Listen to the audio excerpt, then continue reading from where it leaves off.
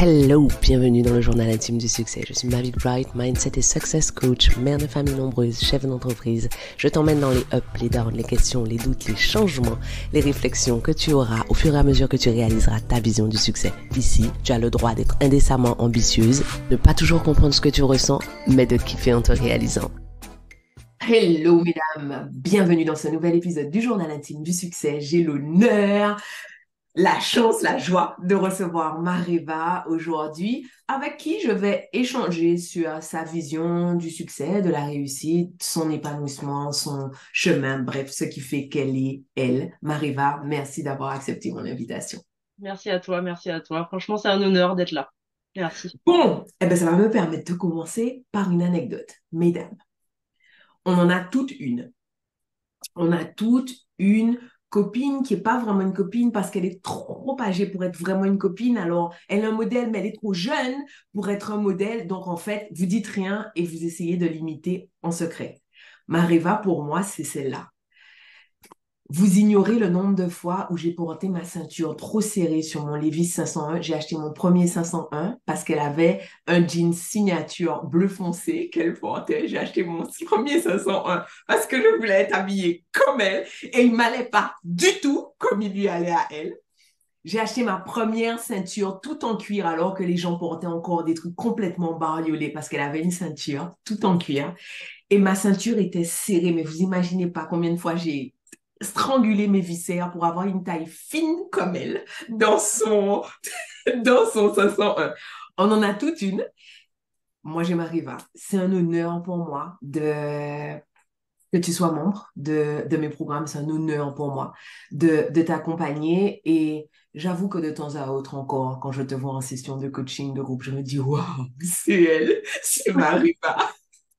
Bon, je dis la même chose en te voyant, en me disant waouh, waouh. Mais comme beaucoup, mais voilà, avec cet attachement Merci. particulier. Bon, ben, comme ça, on est sur un pied d'égalité. Bon, ben, c'est bon, mesdames. Allez chercher votre Mariva, faites votre déclaration et vous vous apercevrez peut-être que vous êtes sur un pied d'égalité. En tout cas, merci. Merci beaucoup. Merci beaucoup. Avec plaisir. Mariva, pourquoi, à un moment, tu as décidé de devenir membre d'un programme de coaching de groupe? Où tu Alors, en étais dans ta vie? alors plein de choses. Alors où j'en étais à un point de rupture. En fait, j'avais quitté mon entreprise dans laquelle j'étais restée très longtemps. J'y étais restée 16 ans. Je m'étais beaucoup investie et donc j'avais quitté cette structure et donc je me posais la question de ce que j'allais faire au niveau professionnel au départ. C'était ça ouais, le sujet principal. Et Tu donc faisais quoi comme job, Mariva, pendant 16 ans? Tu as fait c'était quoi? l'équivalent d'une directrice des ressources humaines, enfin l'adjointe d'un directeur des ressources humaines plus précisément. D'accord. Ok. Et donc quitter la structure. Et donc je me posais des questions sur mon avenir professionnel, ce que j'allais faire, est-ce que je repartais en salariat ou pas, avec une petite voix qui me disait quand même l'entrepreneuriat, vas-y, c'est le moment de tester, voilà. Et donc voilà, ça arrivait à ce moment-là. Et puis avec personnellement une envie de tester des choses, de voir de nouvelles choses, de me retrouver aussi beaucoup. Voilà.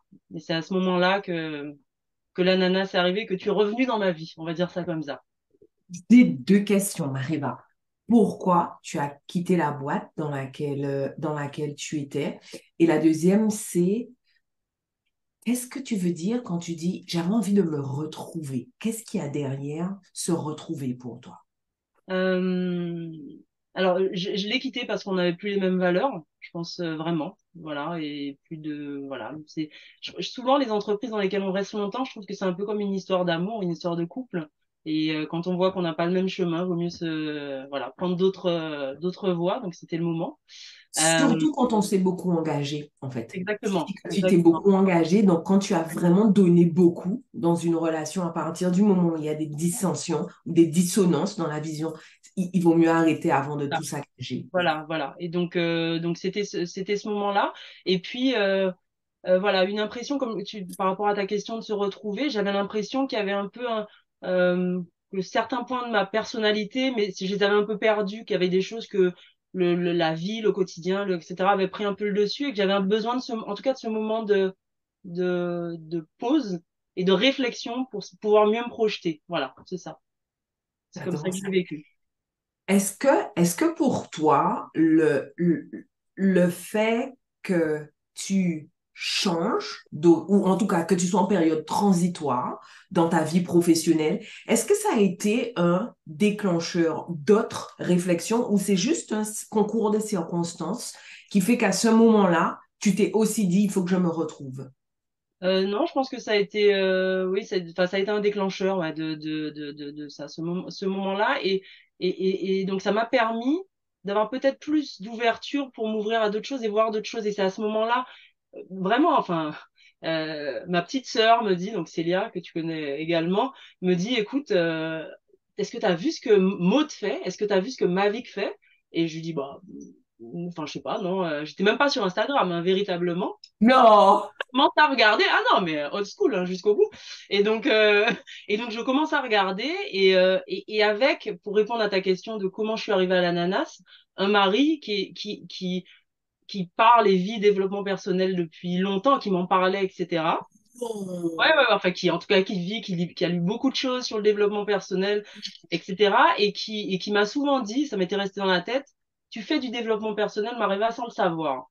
Bon, il me disait ces trucs, je les écoutais comme ça. Donc ma sœur Célia me dit, est-ce que tu regardes machin? Et là, je découvre ce que tu fais. Et là, je me dis, comme je te le disais, beaucoup d'admiration et de respect, je me dis, waouh, waouh, enfin, c'est génial. Enfin, je trouve ça génial. Et donc, voilà. Donc, le démarrage, ça a été ça. J'adore, alors je vais avoir du mal à me canaliser parce que j'adore tout ce que tu dis. La première des choses vraiment sur laquelle je voudrais revenir, je pense que tu ignores combien de femmes en t'écoutant vont se dire, oh la chance, c'est super rare que dans un couple, la porte d'entrée du développement personnel, ce soit l'homme. Toutes les études le montrent en fait. C'est Alors là, souvent la femme en fait, le point d'entrée. J'adore ça. Et donc tu l'as rencontré, c'était déjà son truc. ah, c'est devenu son truc, c'est devenu son truc. Et ouais, c'est lui qui est à l'origine. Oh, Donc, j'adore ça. J'adore ça parce que très souvent, ce que beaucoup de femmes objectent au moment où elles vont commencer à intégrer un de mes programmes, elles me disent, qu'est-ce qui va se passer si je grandis plus vite que mon partenaire? Qu'est-ce qui va se passer s'il a l'impression que je ne l'aime plus, etc. Et chaque fois, je dis, il faut juste ne pas faire de prosélytisme, ne pas essayer d'obliger la personne à faire ce que tu fais. Il faut juste être heureuse et personne ne résiste à une personne heureuse. La deuxième chose que tu as dite que j'ai trouvé absolument extraordinaire, c'est que alors que ce n'était, enfin, tu étais juste allé regarder, tu t'es laissé toucher par le message. Ça Mhm. veut donc bien dire qu'il avait raison, que tu faisais probablement plus de développement personnel que tu Ouais, t'en étais oui, aperçu. oui, oui, oui, oui, oui, ouais, ouais, ouais, ouais. Et Et avec, je te le dis, je le dis maintenant parce que maintenant ça fait quelques mois, des choses que je partage du coup avec lui où maintenant je comprends mieux ce qu'il me disait il y a quelques temps et il a un petit sourire en me disant tu depuis crois? le temps. Tu crois? Donc c'est marrant, la vie est marrante. J'adore ça.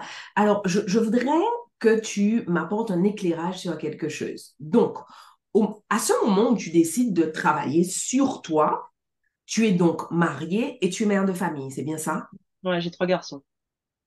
Tu as trois garçons, c'est quoi cette Trois histoire? Je garçons. croyais que tu avais un enfant.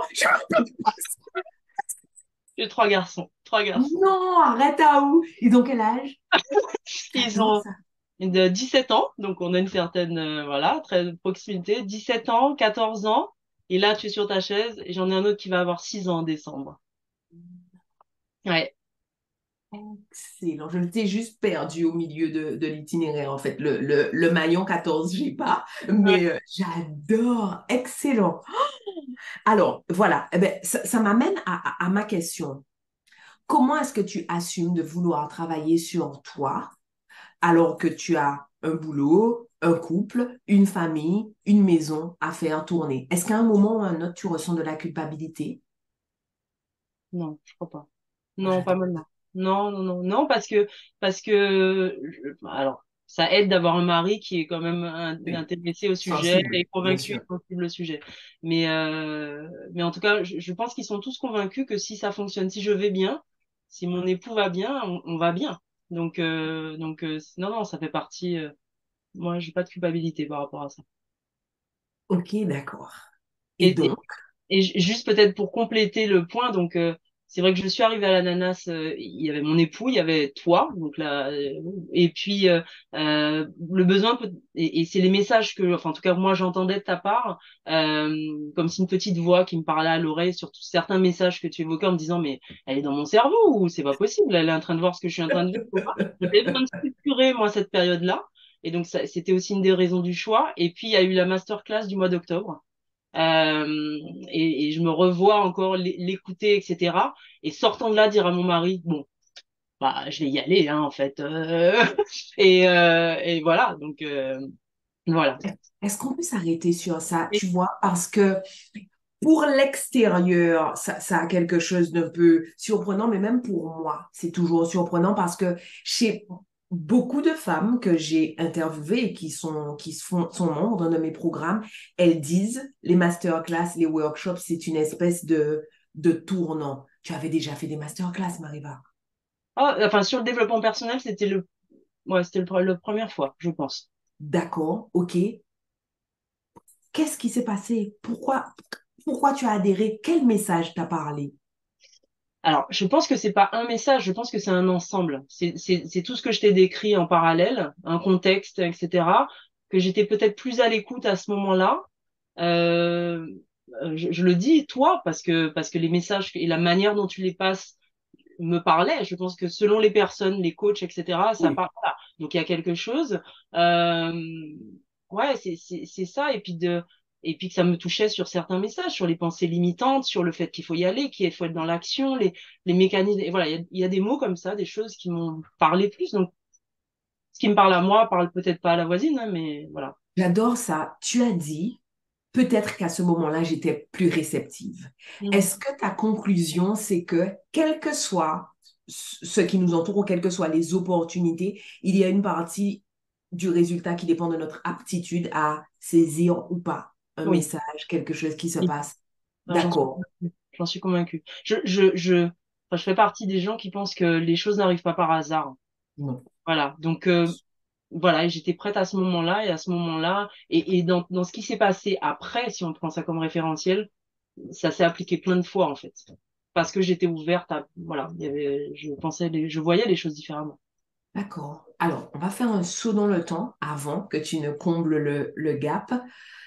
Au moment où tu décides de devenir ananas impérial, tu es dans cette période transitoire où tu ne sais pas si tu retournes vers du salariat ou alors si tu vas vers une aventure entrepreneuriale et tu as besoin de te retrouver. Aujourd'hui, tu en es où professionnellement et tu en es où avec toi-même? Professionnellement, j'ai décidé de me lancer dans l'entrepreneuriat. Voilà. Enfin, j'ai eu mon premier client, mon premier contrat, mon deuxième contrat qui est en cours, qui a démarré. Voilà. Professionnellement, ouais, c'est lancé. Est-ce qu'on peut s'arrêter là, Mariva? Donc, quel est le cheminement de pensée? Non, c'est pas ça. Ma question est mal formulée. Quel est l'enchaînement émotionnel par lequel tu es passé entre le moment où tu as décidé de devenir chef d'entreprise et le moment où effectivement tu as signé ton premier client? Est-ce qu'il y a eu des pensées? Est-ce qu'il y a eu des peurs? Est-ce qu'il y a eu des moments où tu t'es dit je fais marche arrière? Est-ce qu'on peut parler de ça? Ah oui, oui, il y a eu entre le moment où je me suis lancée et puis le moment où ça arrivé, des moments de je vais pas y arriver, j'en suis pas capable, est-ce que ouais plutôt ça. Avec une grande force, enfin j'insiste beaucoup sur lui parce que le fait d'avoir un mari qui est très présent et qui m'aide beaucoup, du coup c'est un projet qu'on fait à deux, donc ça aide. Ouais, je suis une convertie, moi. Je ne sais pas comment mon mari se fait pour se taper ma tronche. Chaque fois qu'il y a un objectif, c'est chaque fois plus fou, chaque fois plus ambitieux. Et après, il y a une personne à qui je prends la tête, c'est lui. Donc, je... Et hum, qu'est-ce qui fait, quel a été le rôle de la démarche que tu as entreprise avec la nana impériale dans la façon dont tu as fait face à ces pensées? Je ne vais pas y arriver, j'en suis pas capable. Euh, Je- il y a quelque chose qui me vient à l'esprit, en tout cas, de me donner des mécanismes ou des choses très, mes amis rigoleront, du pratico-pratique. Moi, j'ai besoin de concret. J'ai besoin de quelque chose qui s'applique là, comme tu dis tout de suite, tu vois. J'ai un coup de stress, bah, j'ai ma playlist, qui est adaptée au stress que j'écoute, voilà. Et donc, c'est des choses, en fait, ça m'a donné une façon de penser, des boîtes à outils, voilà, une boîte à outils à sortir, en fonction des situations et pour m'accompagner dans mon cheminement. Donc, je sais pas si je réponds à la question, mais c'est ça en fait. C'est Non, la mais nana. tu réponds à fond à la question. J'adore ce que tu dis. Je suis obsédée par ce que tu dis parce que c'est exactement comme ça, en fait, que je l'ai conçu. En me disant, il faut que ça soit une boîte à outils. Le seul bémol et que je dis toujours à toute personne qui veut intégrer un de mes programmes, c'est que mes programmes sont faits pour les personnes autonomes, en fait. Mm, C'est mm. parce que tu es autonome que tu es capable de te dire, j'ai ma boîte à outils, voilà ce que je vais aller chercher pour obtenir tel résultat. La peur est normale. Mm. Et c'est hyper inspirant de t'entendre dire qu'il y a eu ces moments où tu t'es dit, ben, je vais pas y arriver, j'en suis pas capable. Et dans les faits, aujourd'hui, tu y es arrivé, tu Oui, en oui. étais capable. Qu'est-ce Mais que... excuse-moi, Oui, je oui. pense que justement le fait de dire la peur, elle est normale et c'est finalement le signe de que tu es en train de franchir un cap. Bah, tu vois, j'aurais pas pensé avant l'ananas. J'aurais pas pensé avant qu'on travaille sur ces sujets-là, etc. Donc, enfin, Je excuse-moi, je suis t'ai coupé, mais. Non, non, non, coupe-moi autant que tu veux. Je suis super d'accord avec toi parce que je trouve que, en fait, ça m'agace de voir à quel point la peur est diabolisée. On n'arrête pas d'essayer de trouver des moyens de ne plus avoir peur, de ne pas ressentir la peur. Alors qu'en fait, si tu n'as pas peur, c'est que tu es sous ton niveau. Enfin, il n'y a pas d'autre façon d'interpréter ça. Si tu n'as pas peur, c'est que l'enjeu n'est pas suffisamment grand. Si l'enjeu n'est pas suffisamment grand, ton cerveau ne va pas aller taper dans les ressources qui ne sont pas utilisées. Et en parlant de ressources qui ne sont pas utilisées, depuis que tu es à ton compte, est-ce que tu as le sentiment de mobiliser des compétences, des émotions, des mécanismes, des choses que tu utilisais moins ou pas du tout avant? Tu trouveras le lien dans la description de cet épisode. Alors oui, forcément, parce que, alors de base, oui, forcément, parce que je suis sortie quand même d'une zone de confort pour être dans quelque chose qui est complètement, donc ça m'oblige à un certain nombre de choses. Typiquement, un point que je dois travailler entre autres avec toi, c'est le sujet de la créativité, qui est un de mes sujets. Voilà, je pense qu'il y a des choses que je dois travailler là-dessus, par exemple. Et donc oui, pour répondre à ta question, ça me mobilise, mais bon, le travail est encore très frais, il faut que je continue à le faire toujours. Enfin, Tu travailles chez toi, ton bureau est chez toi, là, sur cette mission-là, oui, oui, oui, la plupart, oui. tu travailles assise. Oui. OK, il faut absolument, absolument que tu te commandes un petit vélo elliptique à mettre sous ton bureau, en fait, ou un tapis de marche, mais ça va être peut-être moins marrant pour toi. En fait, avoir de l'activité physique pendant qu'on est en train de travailler sur quelque chose d'intellectuel va promouvoir d'autres connexions neuronales que celles que nous utilisons pour en travailler et ça va ouvrir des champs de créativité. Je souris parce que je travaille entre autres avec une amie très proche qui est elle-même aussi ananas, hein, pour tout dire. On est rentrés ensemble dans l'aventure et quand on travaille ensemble sur des sujets RH, on a régulièrement ce que tu viens de dire là, c'est-à-dire je lui dis attends, parce que j'ai compris ça, mais par le programme. Il faut que je me lève. Attends, je me lève, machin. Et en fait, et c'est vrai. En tout cas, ça marche bien sur nous. Ça marche de dingue. Bon, je suis très contente de savoir que ça, c'est bon. Mais on peut retravailler toute la vie, la créativité. C'est vraiment tout ce lequel j'adore travailler. Où est-ce que tu en es avec toi? Tu avais envie de te retrouver. Ah, je me sens bien. Je me sens beaucoup mieux, beaucoup mieux. En tout cas, je pense m'être retrouvée. Ouais, de me retrouver. Et puis pour ma vie personnelle, j'ai aussi, enfin familiale plus précisément, on a mis en place des choses.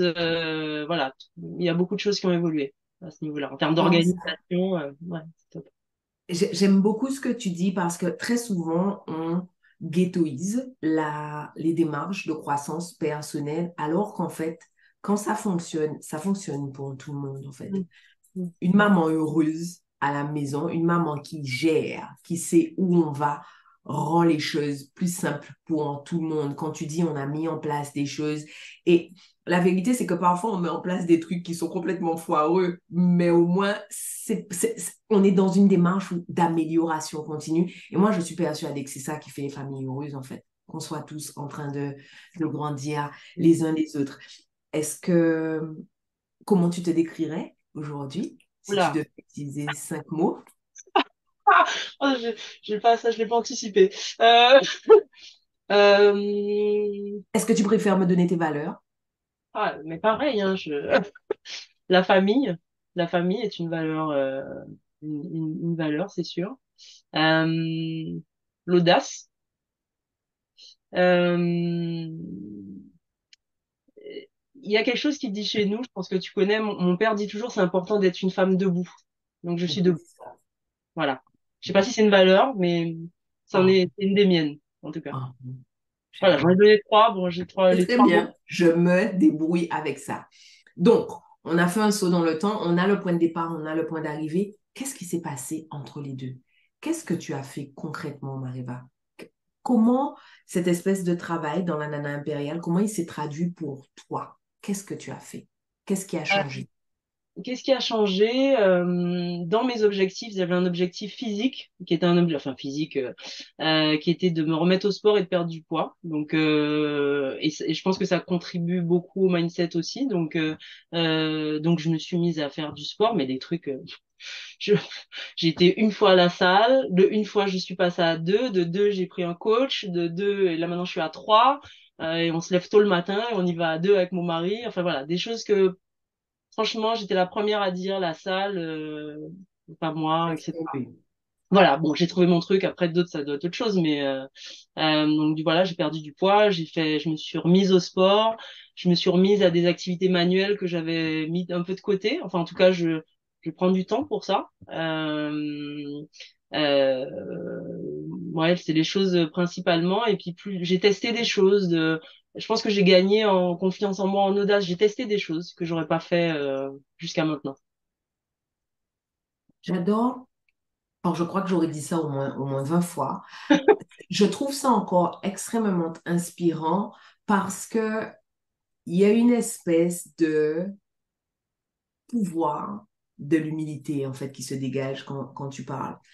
On a tendance, quand on nous demande qu'est-ce qui a changé, qu'est-ce qui a réussi, qu'est-ce qui s'est passé, etc., à chercher les plus grands accomplissements, qu'on ait des choses extrêmement spectaculaires. Là où toi, tu reviens sur des trucs hyper factuels, en fait, hein.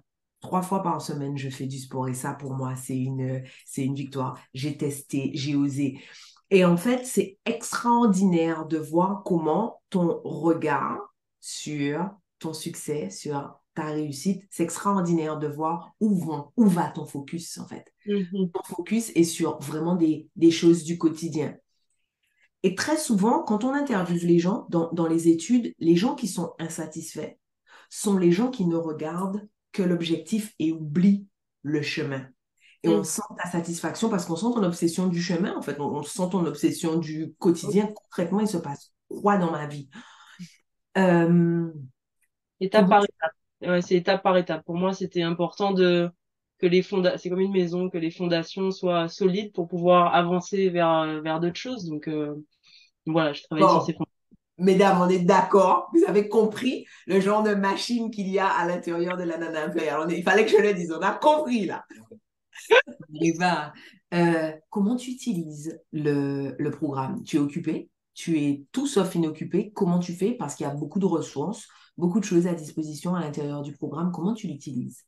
Alors, j'ai appris, grâce à toi et grâce à la team, faut le dire, que ça sert à rien de se dire, je vais tout faire, je vais tout absorber, etc. Au démarrage, c'était un peu ça. Je me dis, ah ouais, ah non, mais on est au mois, tu es pas au jour 15, et puis elle est déjà pas, voilà, bon.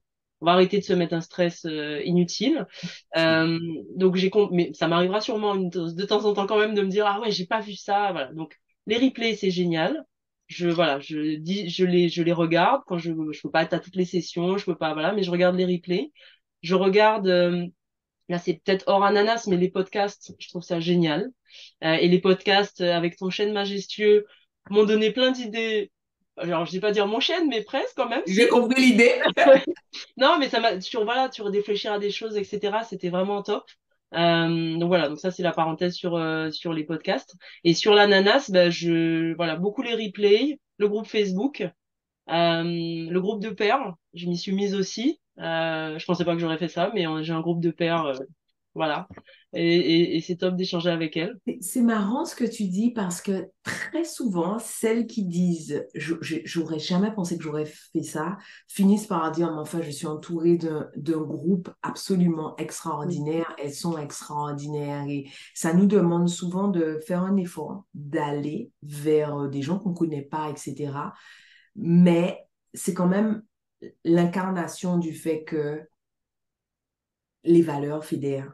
Avoir une même vision des choses aide en fait Mm. à s'entraider, à se soutenir, à être plus proche.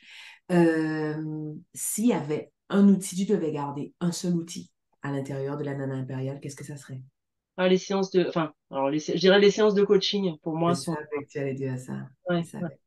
Ce que ouais. vous ne savez pas, mesdames, c'est que les séances où Marie-Va est là, on sait que Marie-Va est là parce que dans le chat, elle fait partie des gens qui répondent, qui réagissent, etc. Et en fait, ça participe de l'émulation collective. Les sessions de coaching de groupe, très souvent, au début, les personnes qui ne sont pas familières du processus du coaching de groupe se disent, non, mais quel intérêt ça a de venir assister au coaching de quelqu'un d'autre? Mais c'est magique, en fait. Ça t'aide, toi, à changer de perspective. Des idées, ouais, ça donne des idées, une projection, ouais, ouais, je confirme. Alors, j'allais te demander autre chose. C'est quoi ton prochain objectif fou? Ah, alors, bah, c'est de développer alors mon prochain objectif, je vais être très terre à terre peut-être, mais déjà il est professionnel, c'est de développer mon activité. Et je le dis en souriant, et je dirais de gagner assez pour pouvoir m'inscrire aux prochaines Vision Builder, si tu vois ce que je veux dire. Je vois très bien ce que tu veux dire. Voilà. Très bien. Objectif, donc voilà, donc ça c'est un objectif professionnel. Alors, quand tu dis développer mon activité, tu as une idée précise du chiffre d'affaires que tu veux obtenir et en combien de temps tu veux générer ce chiffre d'affaires? Je suis en train de l'affiner, je serai pas encore assez précise, mais oui, enfin l'idée c'est, ouais, je sais approximativement pour l'instant. D'accord? OK. C'est canon. Ma dernière question est la suivante. En fait, quand tu as commencé la Nana Impériale, tu étais effectivement en période de transition, mais comme tellement de femmes vivent des périodes de transition et tu aurais pu juste te dire, je vais faire le dos rond jusqu'à ce que l'eau s'éclaircisse. Pourquoi ne pas avoir fait ce choix-là? Parce que enfin, je ne fonctionne pas comme ça. Je suis quelqu'un d'action. Donc je suis debout et je suis quelqu'un d'action. Et puis après, voilà, j'ai l'entourage, la familial, voilà, et puis l'accompagnement par la NAS qui ont permis mais parce que je suis quelqu'un dans l'action. Ok, canon. Tu es déjà à la recherche de ta prochaine mission. Tu es à ton client 2 là, c'est ça? Ouais, ouais, oui, oui, oui, j'ai démarré, ouais, je démarre. Ok, d'accord. Qu'est-ce que je peux te souhaiter? Ah, de continuer à être heureuse, Ok, la réussite. je te souhaite de continuer à être heureuse. Ça, c'est un chouette souhait. Ça, c'est la classe. Je te souhaite de continuer à être heureuse. Merci beaucoup, Mariva. Est-ce qu'il y a quelque chose que je t'ai pas demandé, que tu aimerais ajouter, que tu as pas dit? Euh, non, non, alors si, alors je sais pas si ça se refera, mais je fais partie des gens qui ont eu la chance de te voir au Palais des Congrès et aussi. Et donc, si jamais, voilà, si vous jamais, ne pas hésiter parce que ça vaut le coup et c'est arrivé après mon inscription à l'ananas, mais j'y étais avec mon mari aussi, je tiens à le signaler et voilà, ça n'a fait que confirmer, en tout cas mon choix et voilà. Donc, ne pas hésiter, voilà, ne pas se mettre de frein, je pense que c'est hyper important. On s'est éclaté hein, ce jour-là. Oh là là là là là Ah là. là là! On s'est éclaté ou pas? Tu sais, moi-même, ça fait partie des trucs de dingo que j'entreprends de faire. Et puis après, je me dis, mais qu'est-ce qui t'a pris? Comment tu vas faire venir 2000 personnes? Qu'est-ce que c'est que ça? Parce que Frédéric s'occupe de toute la partie logistique, organisation, etc. Derrière, mais enfin, faut que je vende. Mm. Et c'est toujours rigolo parce qu'il dit, bébé, enfin, moi, j'ai le travail le plus simple du monde, hein. te rassurer et organiser tout derrière. Le reste, c'est toi qui le fais. Alors, je dis, je sais pas s'il me rassurer, c'est vraiment un travail simple.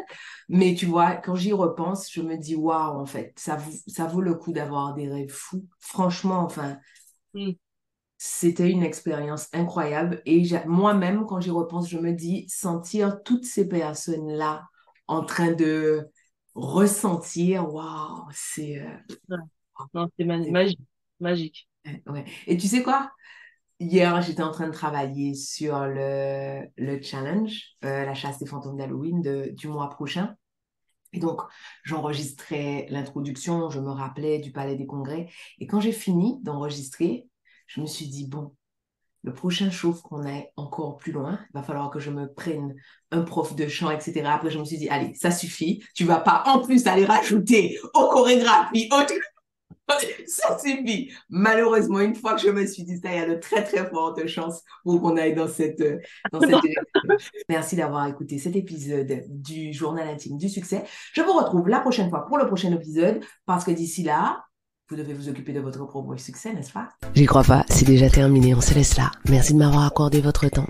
Pensez à vous abonner à ce podcast et à me laisser une revue. Et au cas où vous vous demanderiez quel intérêt vous auriez à vous abonner à ce podcast et à laisser une revue, en plus du fait que vous seriez toujours notifié de l'arrivée de nouveaux épisodes, si vous vous abonnez, ce podcast aura de plus en plus de succès. Et s'il a de plus en plus de succès, ce que les ambitieuses comme vous et moi pensons sera de plus en plus répandu. Et si c'est de plus en plus répandu, on va créer un monde de femmes puissantes. Rêvons ensemble d'un monde dans lequel le succès des femmes est normalisé. Un monde dans lequel aucune ne prend ombrage de la puissance de l'autre. Voilà à quoi ça servirait que vous vous abonniez et que vous laissiez une revue. Je serais contente de vous voir sur mon Instagram. D'ici là, à bientôt au prochain épisode.